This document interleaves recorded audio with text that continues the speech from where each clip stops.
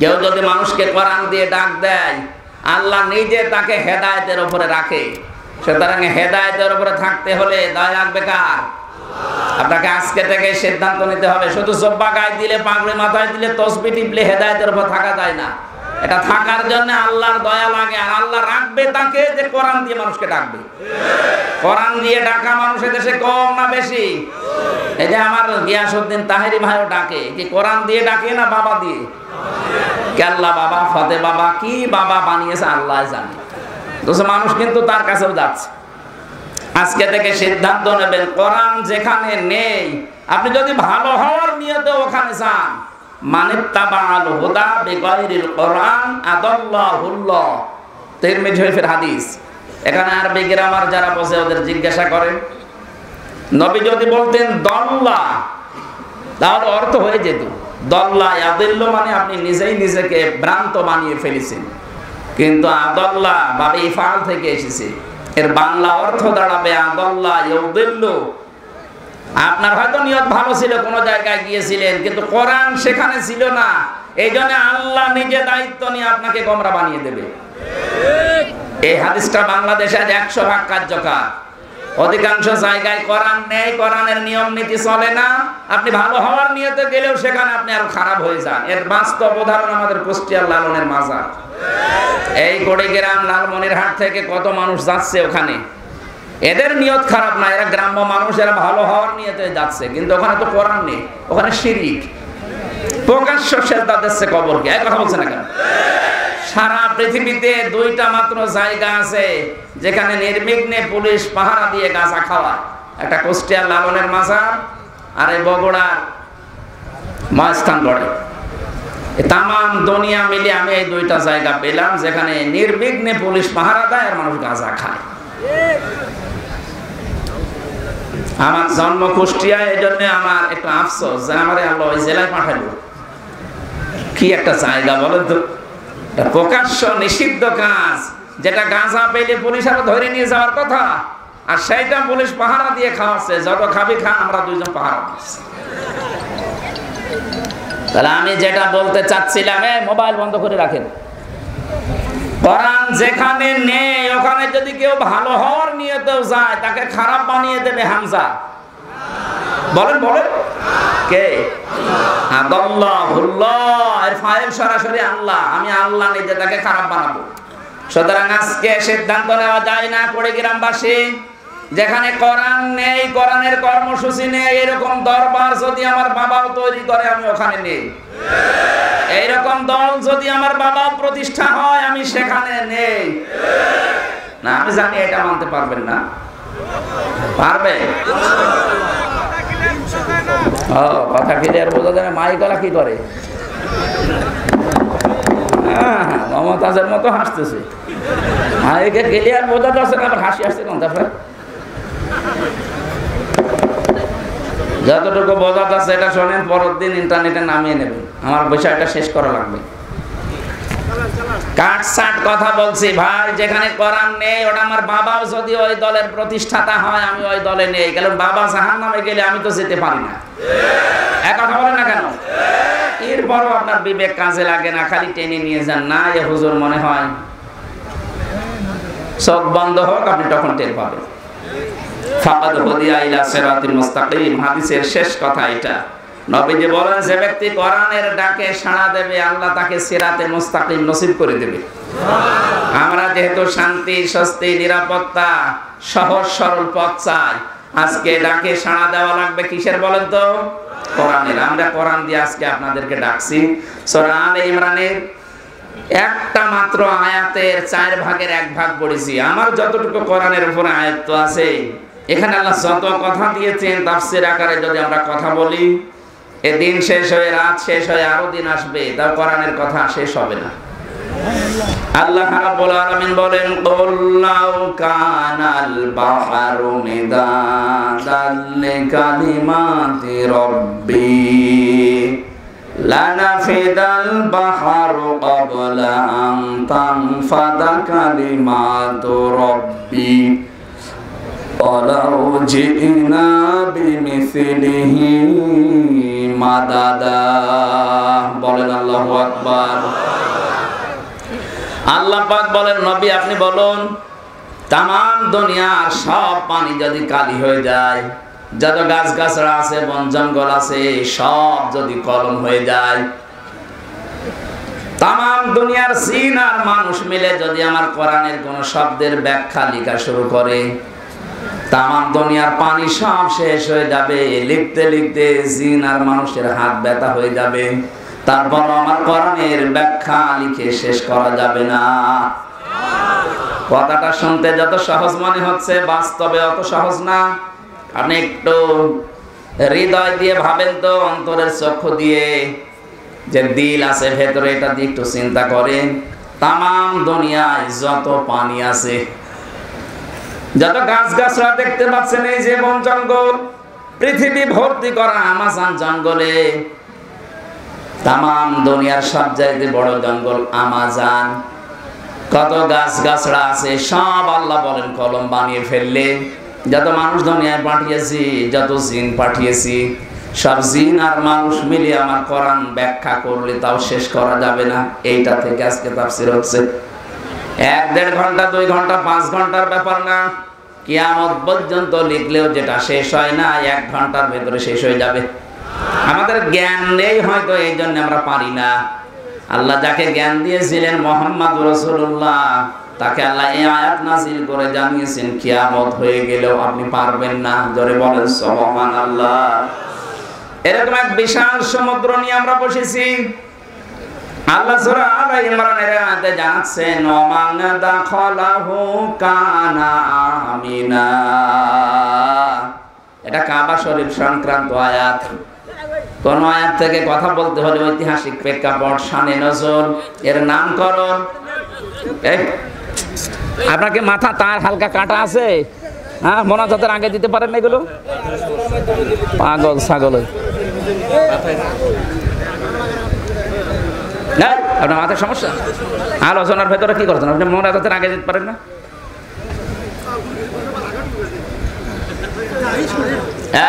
একটাই ভালো দিকে।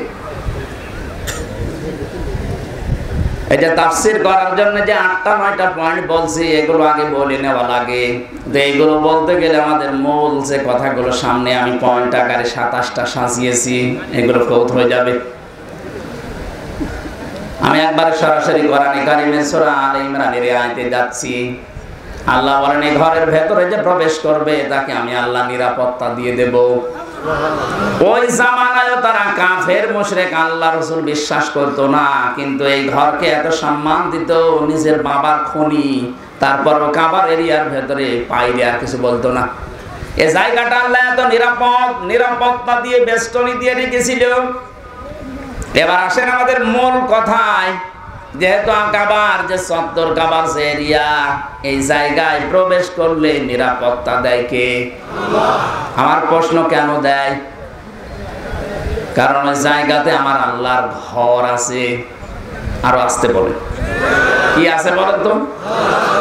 ইন্না আউয়ালা বাইতি উযিআ লিন-নাসি লাল্লাযী বিবাক্কাতা মুবারাকান ওয়া হুদাল লিল আলামিন।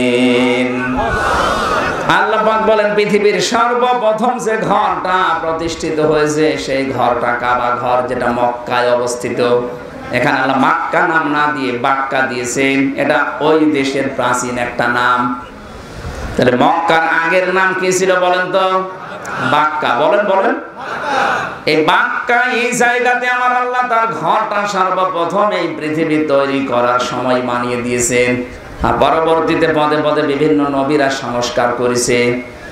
ফিহি আয়াতুম বাজ্জিনাতুম মাকামু ইব্রাহিম। আল্লাহ পাক বলেন, এর ভেতরে বহু নিদর্শন আমি রেখে দিয়েছি এই এরিয়ার ভেতরে। তার অন্যতম নিদর্শন মাকামে ইব্রাহিম, যেটা লিফট বলা হয়।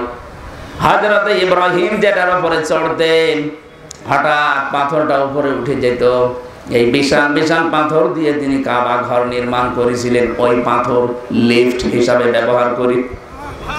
বিজ্ঞান মাকামে ইব্রাহিমের এই পাথরকে চিন্তা ভাবনা করে, লেখাপড়া করে, গবেষণা করে লিফট আবিষ্কার করেছি, যে মানুষ উপরে উঠতে পারে, কাজ শেষ করে নামতে পারে, আমরাও পারবো। এই যে বিভিন্ন নিদর্শনের কথা আল্লাহ শোনাচ্ছেন কেন? আল্লাহ পাক বলেন এখানে মুবারাকান, বরকতময় করে দিয়েছি এই জায়গাটা। আমাদের যিনি জাতির পিতা হযরত ইব্রাহিম, তার সন্তান ইসমাইলের স্ত্রী হাজেরাকে এখানে যখন প্রথম রেখে গিয়েছিলেন, ওই সময় একটা দোয়া করেছিলেন, ও মাবুদ, আমি চলে গেলাম আমার এই দুগ্ধ পোষ্য শস্য এবং আমার স্ত্রীকে রেখে এই মরুভূমির প্রান্তরে, তবে আমি একটা দোয়া করলাম, কিয়ামত পর্যন্ত আমার এই সন্তান, এর বংশধর যেখানে বসবাস করছে এই মক্কা এরিয়াতে, গোশত আর দুধের কোনো অভাব যেন না হয়। হাজার হাজার বছর আগের দোয়া আমাদের জাতির পিতা ইব্রাহিম নবীর, এটা এখনো চলছে কিয়ামত পর্যন্ত। অন্তত মক্কা এরিয়ার ভেতরে আপনি দুধ আর গোশত কোনো অভাব পাবেন না। ওঠের দুধ, ছাগলের দুধ, দম্বার দুধ, গোশত বেদের কোনো অভাব নেই। অথচ কোনো ফল ফলাদি ফসলাদি পুরো মক্কায় আমি পাইনি। এর অন্যান্য যে প্রদেশগুলো আছে, আপনি আল কাসিমে যান, ওখান থেকে রিয়াদে যাবেন, তায়েফে যাবেন, পাহাড়ের উপর একটা শহর সাজানো গোছানো, অথচ কি সুন্দর সুন্দর ফল সেখানে সাজিয়ে রেখেছেন আল্লাহ। একটা পাথর আর মরুভূমি আর বালি এছাড়া কিচ্ছু নেই মক্কা নগরে, অথচ গোশত আর দুধের কোনো অভাব নেই। এমন বাবা, তিনি দোয়া করেছিলেন কিয়ামত পর্যন্ত বরকত চলতে থাকবে। দুঃখজনক হলো সত্য, আমি আফসোস করে কথাটা বলছি, আমরা অনেককে জাতির পিতা বানিয়েছিলাম, তিনি এমন দোয়া করেছি, আমরা এখন না খেয়ে মরছি। তিনি আসলে স্বপ্ন দেখতে কিছু হলে, এটা আমার বাবার স্বপ্ন ছিল। আমার মনে হয় এই যে আমি আসলাম আজকে যেখানে ছিলাম, সকালবেলা এসে রাজীবপুরে ওখানে একটা কাঠের ব্রিজ বানিয়েছে। হ্যাঁ, কাঠের ব্রিজ দেখলাম একটা। ওই বাড়িওয়ালা শুনলাম নিজে টাকা পয়সা কালেকশন করে নিজে বানিয়েছে কাঠের ব্রিজ। আমার মনে হয় এইটাও বঙ্গবন্ধুর স্বপ্ন ছিল। হ্যাঁ, ওনার জীবনে একটাই দোষ, স্বপ্ন দোষ। যা করেছে ওনার বাবার স্বপ্ন, এখন অন্তত এই স্বপ্ন বন্ধ হয়ে গেছে। কথা বলছে না কেন? এখন এই স্বপ্ন দোষ হচ্ছে না, এই স্বপ্ন বাস্তবায়ন হচ্ছে না। কিয়ামতের আগে কোন মানুষের স্বপ্ন এই দেশে আর বাস্তবায়ন হবে না ইনশাআল্লাহ। আমার যতটুকু বাস্তবে ধারণা দেখছি, এই দেশে যদি বাস্তবায়ন হয়, আল্লাহর কথাগুলো বাস্তবায়ন সামনে হবে ইনশাআল্লাহ। আল্লাহুল খালকু ওয়াল আমরু, মানিয়েছে তিনি, হুকুম চলবে তার। 53 বছর তো দেখলেন যে বাবা চালিয়েছে কেমন লাগে, দুর্ভিক্ষে মানুষ মরেছে। যে বানিয়ে বললাম, যারা মুরব্বী আছে জিজ্ঞাসা করেন তো, বাবা যখন দেশ চালিয়েছে এখন দুর্ভিক্ষ হয়নি? স্বামী চালিয়েছে এই দেশ, চাচা চালিয়েছে আপনাদের রংপুরের, ভাবি চালিয়েছিল, বউ চালালো, এখন শুধু দেখতে বাকি আছে কোরআন দিয়ে চললে কেমন দেখা যায়। জীবনে বড় স্বপ্ন, আমার বড় আকাঙ্ক্ষা, তামান্না, আল্লাহ যদি জীবনে কিছুই না দাও, অন্তত এইটা একটু দেখার তৌফিক দিও যে 56,000 বর্গ মাইল তোমার আইন দিয়ে চলছে, মেনি জান্নাত হয়ে যাবে। আপনি টের পাচ্ছেন না তাই? আজ মেয়েদেরকে অনেকে জুজুর ভয় দেখাচ্ছে, যদি ইসলাম আসে তোমরা কিন্তু ঘরবন্দি হয়ে যাবে। আরে বেটা, এই বাংলাদেশে ইসলাম কায়েম হলে সবচাইতে বেশি নিরাপদে থাকবে মেয়েরা। কেন বলেন তো? আমি 4-5টা উদাহরণ বলছি, দেখেন কোরআনে কারিম। আমাদের আদি পিতা হযরত আদম, হযরতে হাওয়াকে দেখার সঙ্গে সঙ্গে তিনি ধরতে গেলেন এবং তাকালেন। আল্লাহ বলেন তাকানো যাবে না, ধরা যাবে না, কারণ নিষিদ্ধ জিনিসের প্রতি মানুষের সব সময় আকর্ষণ বেশি, সেই জন্মলগ্ন থেকেই। হযরতে আদম ডাক দিয়ে বলেছিলেন, রব্বুল আলামিন, ধরাও যাবে, তাকানো যাবে, কি করলে সেই বুদ্ধি দেন। আল্লাহ বলেন ধরা যাবে, তাকানো যাবে, বিয়ে করা লাগবে, বস আমি রাজি। আমার মনে হয় এখানে যত যুবক আছে অজুর ফরজ কয়টা জানে না, বিয়ে করা ফরজ এটা জানি, এটা জানে না, অথচ অজুর ফরজ জানি না।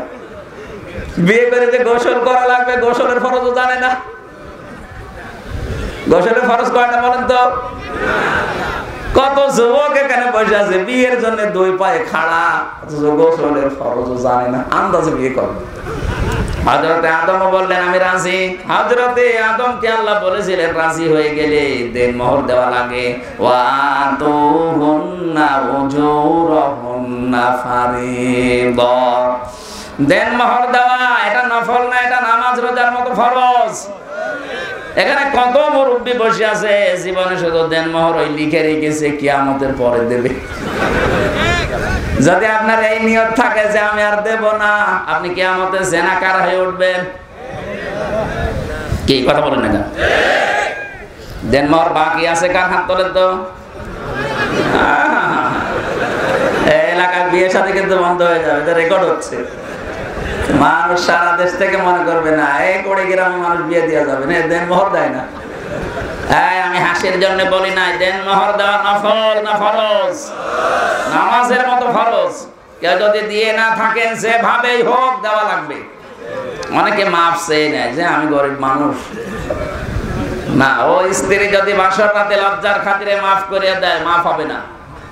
আমার মনে হয় মহিলারা যারা শুনছে, বিশেষ করে মুরব্বীরা যারা এখনো পায়নি, আজকে বাড়ি যান, আপনার কি করে দেন শুনে আসলে আগে আমার দেন মোহর না ভাই দিয়ে দেবেন, যেভাবেই হোক দিয়ে দেবেন।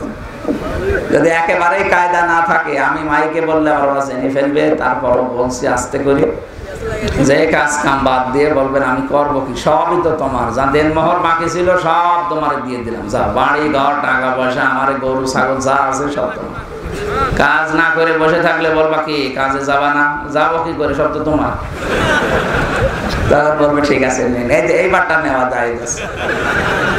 হ্যাঁ, এটা সূরা নিসার ভেতরে আছে। যদি আনন্দ চিত্তে তখন দিয়ে দেয়, আপনি এটা একেবারে আল্লাহ রাস্তায় খাবেন।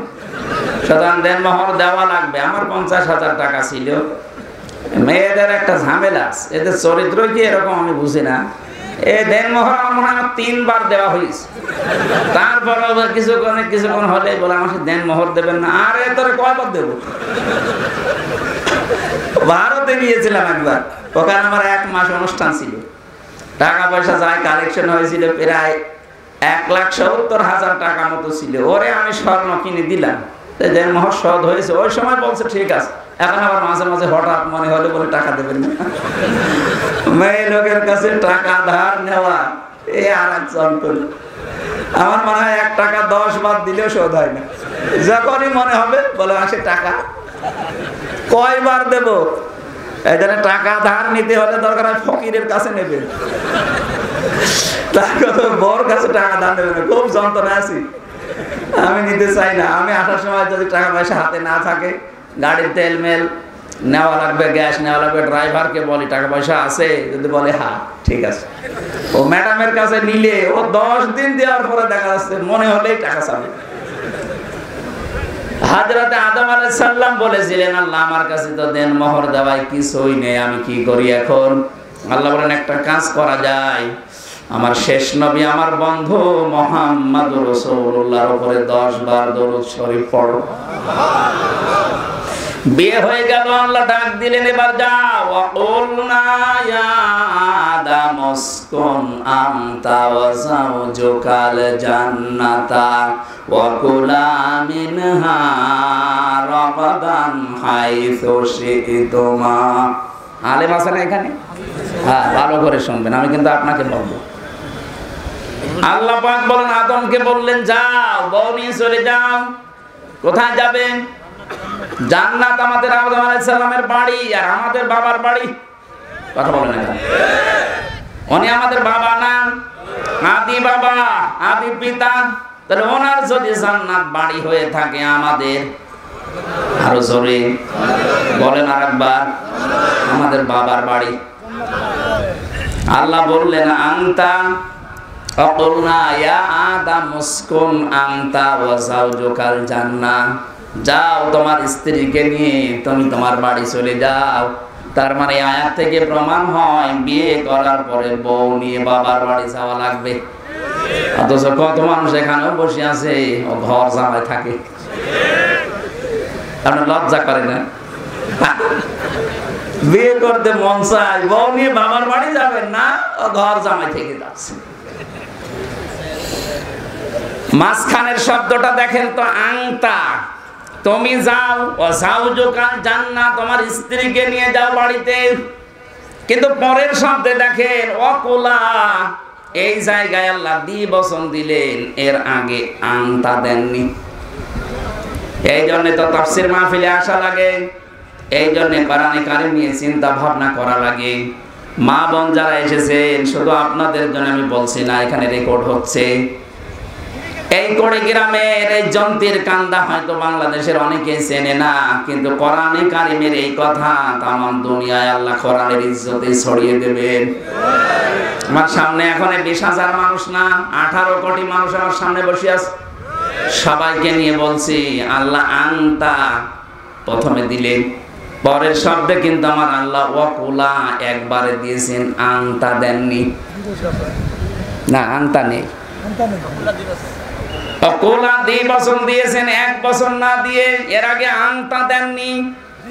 আজ যারা মানবাধিকারের কথা বলেন, যারা নারীর পক্ষে কথা বলার জন্য সংগঠন বানিয়েছেন, নারী পক্ষ, নারী স্বাধীনতা আন্দোলন, নারী বিপ্লব পরিষদ, কিসের পরিষদ আপনি?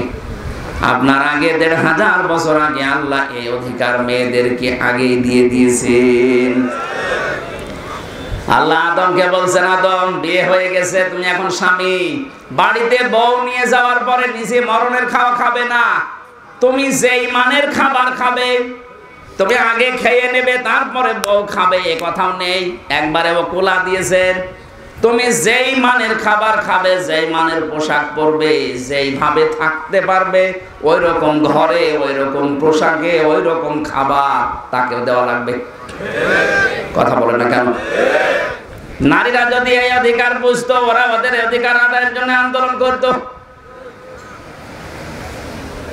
ওরা এই অধিকার গুলো বোঝে না। এই জন্যই তো আমি বলছিলাম, এই পৃথিবীতে যদি ইসলাম আসে, সবচাইতে বেশি অধিকার ভোগ করবে মেয়েরা, কারণ তখন জানবে যে কোরআন এটা দুনিয়ায় কায়েম করতে চায়। পরের শব্দ দেখেন, রাগাদান হাইতো সে তোমা, আদম যেখানে ইচ্ছা যাবে, যেখানে ইচ্ছা ঘুরবে, যা ইচ্ছা খাবে, কিন্তু সাবধান, ওই গাছের কাছে যাবে না। প্রশ্ন আসতে পারে, বউ নিয়ে বাবার বাড়ি যেয়ে শুধু ঘর বন্দি করে বসে থাকলে হবে না। তাকে আপনার সামর্থ্য মতো আপনি নিয়ে যাবেন ঘুরতে, আত্মীয় স্বজনের বাড়ি যান, বিভিন্ন অনুষ্ঠানে যান, এটা জায়েজ নেই? কথা বলেন না কেন? এটা স্বামীর জন্য দরকার, নাই তো শেষে আপনার বউ আপনাকে হারানো লাগবে। ইসলামকে ব্যালেন্স করে দিয়েছে। দেখেন, আপনি যাবেন আপনার বউ নিয়ে ঘুরতে বিভিন্ন জায়গায়, কিন্তু সাবধান, ওয়ালা তাকরাবা হাযিহিশ শাজারাতা ফাতাকুনা মিনাজ যালিমিন। ওই গাছটার কাছে যাবে না, তাহলে গেলে তোমরা জালিম হয়ে যাবে। আমরা মনে করি গাছ মানে গন্ধম গাছ, না। এটা যদি শুধুমাত্র গন্ধম গাছের কথাই হবে, তাহলে দুনিয়ায় আল্লাহ কোরআনে আয়াত নাযিল করলো কেন এখানে গন্ধম গাছ আছে? বলেন, এটা জান্নাতের ব্যাপার, ওখানে তো শেষ করে দেওয়ার কথা। কেন ওয়ালা তাকরাবা হাযিহিশ শাজারা দিলেন? তাফসীরে হাক্কানি মুফাসসির লিখেছেন, এই গাছ বলতে আল্লাহ বর্ডার বুঝিয়েছেন। আল্লাহর বিভিন্ন সীমা দেওয়া আছে, বর্ডার দেওয়া আছে। আপনাদের এলাকার পাশেই মনে হয় বর্ডার আছে। এই বর্ডার যদি এমনি এমনি কেউ পাসপোর্ট ভিসা ছাড়া পার হতে চায়, মেরে ফেলবে না? বাংলাদেশের প্রায় জায়গায় চারিদিকে বর্ডার দেওয়া আছে। যদি এদেশ পার হয়ে কেউ যেতে চায়, এ বর্ডার পার হয়ে তাকে পাসপোর্ট এবং ভিসা বৈধভাবে লাগানো লাগবে, আপনাকে যেতে দেবে না। আল্লাহ পাক বলেন, আমিও দুনিয়ায়, তামাম দুনিয়ায় 500 বর্ডার দিয়েছি। কয়টা? আরো জোরে বলেন। এই বর্ডার গুলো তোমরা কখনো ক্রস করবা না, এই বর্ডারের সীমা লঙ্ঘন করবা না। যদি করো তাহলে জালেম হয়ে যাবে। আপনি বউ নিয়ে ঘুরতে যাবেন, আত্মীয় বাড়িতে, বিভিন্ন অনুষ্ঠানে, বিয়ে বাড়িতে যাবেন, নিষেধ নেই। এমন জায়গায় যাওয়া যাবে না যেখানে গেলে আল্লাহর পর্দা লঙ্ঘন হয়ে যায়। এরকম বিয়ে দেশে নেই? আপনার ভাইয়ের মেয়ের বিয়ে হচ্ছে, মনে করেন বোনের মেয়ের বিয়ে, সে হয়তো ইসলামী মাইন্ডের না, এমন কায়দা চালাচ্ছে গায়ে হলুদ মলুদ দিয়ে, বেপরদার লাইন চলছে। আপনার বউ নিয়ে ওই জায়গায় যাওয়ার দরকার নেই। প্রশ্ন আসতে পারে বোন মন খারাপ করে, আপনার বোনের মন খারাপ আগে না আল্লাহর আদেশ আগে? এই যে এই কথা বোঝাচ্ছিলাম। আপনি বউ নিয়ে ঘোরাফেরা করতে পারবেন না তা না, যেতে পারবেন, যেখানে ইচ্ছা যান, যা ইচ্ছা খান, কিন্তু যেখানে গেলে আল্লাহর বর্ডার ওভারটেক হয়ে যায়, আল্লাহর বর্ডার ক্রস হয়ে যায়, নিজেরও পর্দা থাকবে না, বউরও পর্দা থাকবে না, এখানে দেওয়া যাবে না। বাংলাদেশে কত মেলা হয়, এই সমস্ত মেলার নাম দেয় বৃক্ষ মেলা, বৃক্ষ খুঁজে পাওয়া যায় না। বই মেলা নাম দিয়েছে, বই নেই। শিশু মেলা, শিশুরা কই? শুধু শিশুর খালারা আর মামারা। ওখানে যাওয়ার পরে দেখি অ্যাক্সিডেন্ট হয় ট্রাকে আর বাসে। হ্যাঁ, কত রকমের অ্যাক্সিডেন্ট হয়, হাতে চোখে মুখে নাকে, বাকিটা বললাম না। এই অ্যাক্সিডেন্ট হওয়ার জায়গায় বউ নিয়ে যাওয়া যাবে? বলেন বলেন। এই জন্য মেয়েরা যারা এসেছেন, সম্মানিত মা বোনদেরকে বলছি, ইসলাম যদি সত্যি দেশে এসে যায়, সবচেয়ে বেশি অধিকার আপনারা পাবেন। এখানে আমরা অনেকে আছি, মনে করি যদি ইসলাম আসে তাহলে আমি একটু একটু বিড়ি খাই, আকিস বিড়ি, আজিজ বিড়ি, এইটার কি হবে? একটু মাঝে মাঝে একটু ডাল খাই, একটু লাল পানি খাই, এইটা তাহলে খাওয়া যাবে না? খাওয়া যাবে, খাওয়া যাবে না। আপনি বেশি বোঝেন আমার, খেতে পারবেন। এবার শোনেন কেন খেতে পারবেন। এখানে আমরা যারাই আছি, অন্তত আল্লাহ একজন আছে, বিশ্বাস করি তো? বলেন বলেন। এই বিশ্বাস আছে বলে তো নামাজে যাই। মসজিদে আপনি গেলেন, এই যে এখন আসরের নামাজ হবে, মসজিদে যাবার পরে আপনার বিড়ির নেশা উঠেছে, খেতে পারবেন? যতই নেশা লাগুক, আপনি মসজিদের এরিয়ার ভেতরে বিড়ি খেতে পারবেন? খেতে হলে মসজিদ পার হয়ে যাওয়া লাগবে। কথা বলেন না কেন? ইসলাম যদি সত্যি এসে যায়, কারণ মসজিদের চার দেওয়ালের ভেতরে আল্লাহর আদেশ এখানে চলে, এই জন্য আপনার মন ওই রকম নেই। যদিও শয়তান ধোঁকা দিচ্ছে, তারপরও আপনি খেতে পারবেন না, সে চক্ষু লজ্জায় হোক আর বিবেকের তাড়নায় হোক। 56,000 বর্গ মাইলে দেশটা যদি সত্যি ইসলাম এসে যায়, এই দেশটা আমার আল্লাহ মিনি মসজিদ বানিয়ে দেবে। তখন আপনার ডাল খেতে মনে চাইলেও বিবেকে আর চক্ষু লজ্জায় আপনি খেতে পারবেন না। আমরা ওইটা চাই, সারা দেশ যেন নিরাপত্তায় সে যায়। আল্লাহ পাক বলেন, ওমান দাখালাহু কানা আমিনা। আল্লাহর এরিয়ার ভেতরে কেউ যদি প্রবেশ করে, এই ঘরে আল্লাহ তাকে নিরাপত্তা দিয়ে দেয়। যেহেতু এই বাংলাদেশটা কাবা শরীফ না, এটা কি কাবা শরীফ? বলেন বলেন। 6000 কিলোমিটার দূর।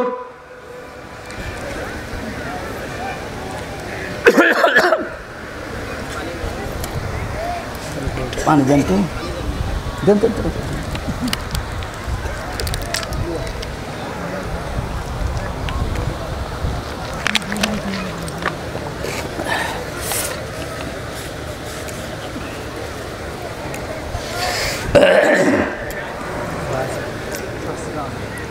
না না, কিছু লাগবে। 6000 কিলোমিটার দূরে আমরা আছি। আল্লাহ এর পরের আয়াতে জানিয়েছেন, ব্যাখ্যায় আমি পড়েছি ইবনে কাসিরে, আল্লাহ তাআলা জানাতে চেয়েছেন, হে রাসূল, কাবার এই চত্বরটা, এরিয়াটা আমি এমন নিরাপত্তা দিয়ে রেখেছি, আপনি একটু বাইরে যান, দেখেন ওখানে আর নিরাপত্তা নেই। ওখানে মানুষ খুন হচ্ছে, ছিনতাই হচ্ছে, রাহাজানি হচ্ছে। আমরা বহু মানুষকে আমরা পেয়েছিলাম, ছিনতাই, রাহাজানি, মারামারি, খুন, হত্যা, বাইরে, কিন্তু এরিয়ার ভেতরে আজ পর্যন্ত এটা হয়নি, হবেও না।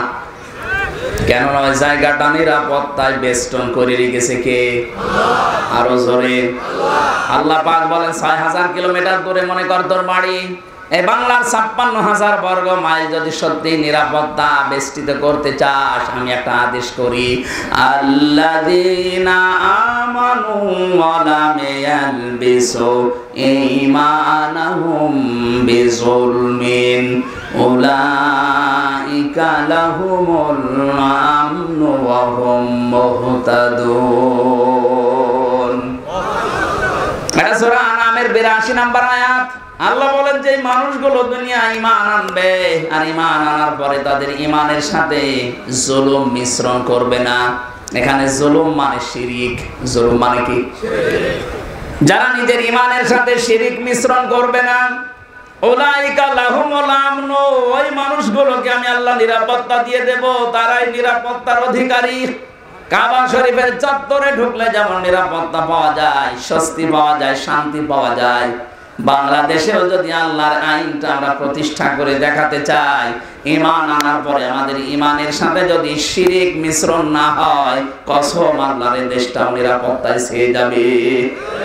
আল্লাহর ওয়াদা মিথ্যা হতে পারে। তাহলে আমরা যেখানে যে অবস্থায় আছি আর যাই করি, আমরা শিরিক করব না। শিরিক করব না। শিরিকের এক নাম্বার ব্যাখ্যা হচ্ছে আল্লাহ যেটা পারে ওইটা অন্য কেউ পারে, এই বিশ্বাস করার নাম শিরিক। বলেন বলেন, আমি আবার বলছি, আল্লাহ যেটা পারে ওইটা অন্য কেউ পারে, এই বিশ্বাস করার নাম আরো জোরে বলেন। শিরিক যে করে এই লোকটা মুশরিক। কি কথা বলেন এখন?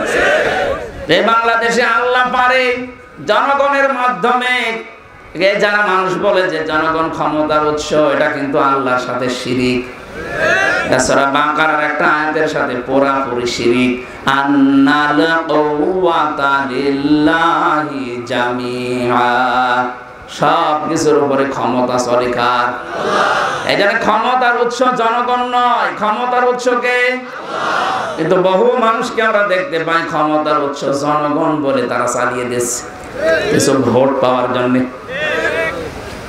আপনি এই মুহূর্তে আপনার বিশ্বাস পাল্টাবেন।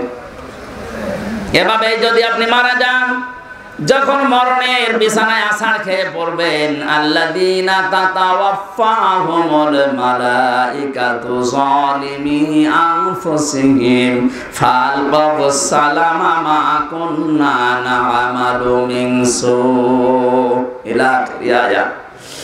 ওই মানুষগুলো যখন মরণের বিছানায় আছাড় দিয়ে পড়বে, জালেম অবস্থায়, নিজের উপর জুলুম করা অবস্থায়, এই যে শিরিক, এটা কিন্তু একটা জুলুম। ইন্না শিরকা আলা যুলমুন আযীম, শিরিক বড় জুলুম। কে বলছে?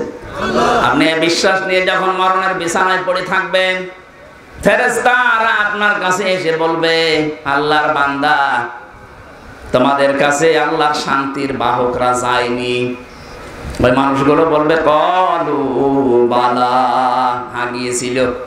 ফাকাযযাবনা ওয়া কুলনা মা নাযালাল্লাহু মিন শাই।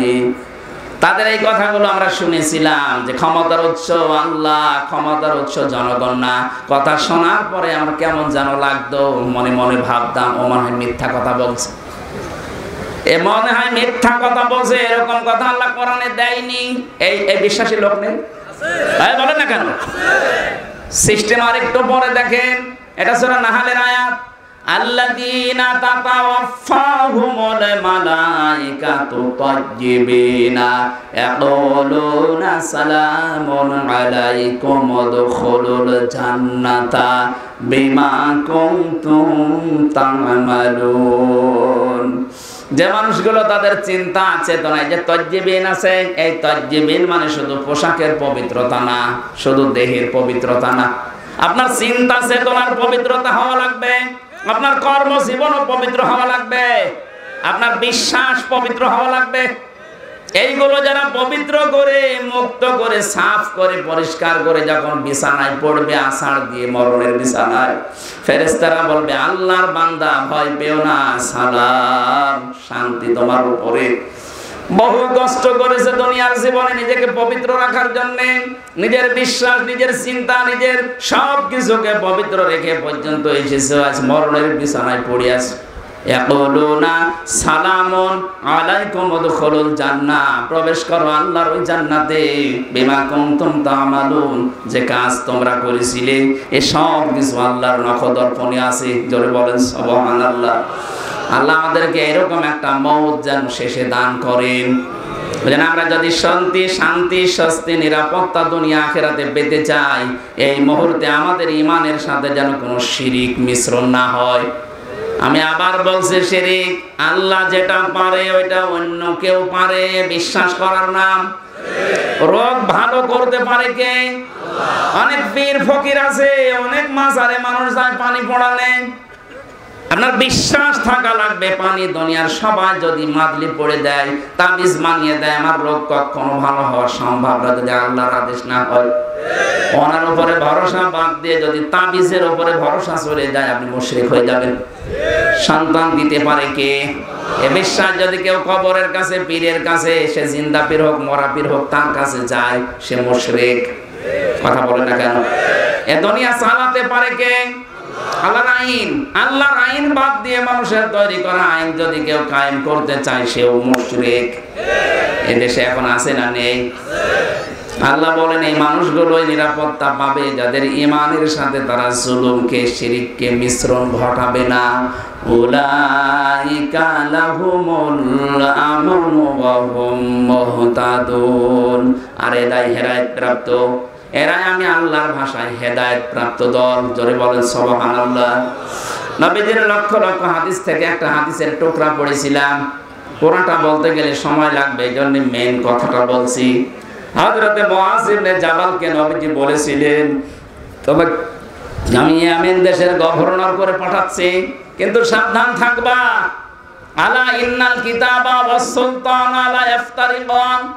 অতি শীঘ্রই দুনিয়াতে এমন সময় এসে যাবে, আমার বান্দাদের ভেতরে কিছু মানুষ তারা বলেই ফেলবে আল্লাহর কোরআন আর রাজ্য রাজনীতি আলাদা। এই কথাই দেশে কেউ বলে না। এক কথা বলছে না কেন? ফালা তুফারিকুল কিতাব, সাবধান, দুনিয়া একদিকে যাক, কিন্তু কোরআনের কারিমের কিতাবের রাজনীতি থেকে আলাদা হবা না। সুতরাং আজকে শেষ সময় কিন্তু চলে এসেছে।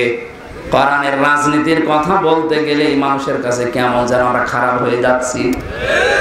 নবীজির 13 বছর মক্কার জীবন আপনি বলেন, সে কান্নাকাটি করবে, চোখের মুখের পানি এক করে ফেলবে। নবীর এই করুণ জীবনী শুনে 13 বছর। কিন্তু বিশ্ব নবী আবার 10 বছর তিনি রাষ্ট্রপ্রধান ছিলেন। ওই কথাগুলো বলতে গেলে ওর কাছে আমি আর মানুষই না। আরে একই নবী 13 বছর শুনতে পারলেন, 10 বছর শুনতে পাবেন না মানে? এই জন্য নবীজি বললেন, মুআজ, যে দেশে পাঠাচ্ছি ওই দেশের এমনও মানুষ আছে তারা আল্লাহর কিতাব আর রাজ্য রাজনীতি আলাদা মনে করবে। তুমি কিন্তু কোরআনের রাজনীতি থেকে এক চুল লড়বা না। আল্লাহ আমাদেরকেও যেন এই বাংলাদেশে হাদিসটা মেনে চলার তৌফিক দেয়।